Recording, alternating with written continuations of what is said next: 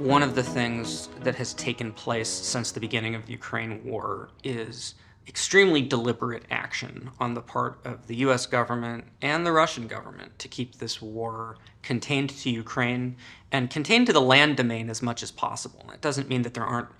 things going on under the water that no one can see or things going on in the upper atmosphere that no one can attribute. But if it takes place on land, it's easier to keep track of what is going on, and that in itself saves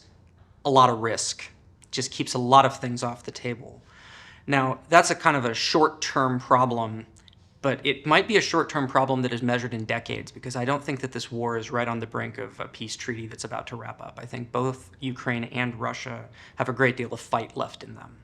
And so while there are political questions within the Western alliance about resupply, and there's always going to be questions about how long Russia can keep this up or how long Ukraine can keep this up, it could be that we are at a steady state for what could be a really very long, grinding, difficult war. And in that, the priority has already been and will continue to be on keeping escalation problems manageable and playing a lot of our cards face up to avoid not communicating the wrong intent to the adversary. The nuclear nonproliferation regime is really stable, and in my lifetime there have been some challenges to it, all of which it has basically weathered.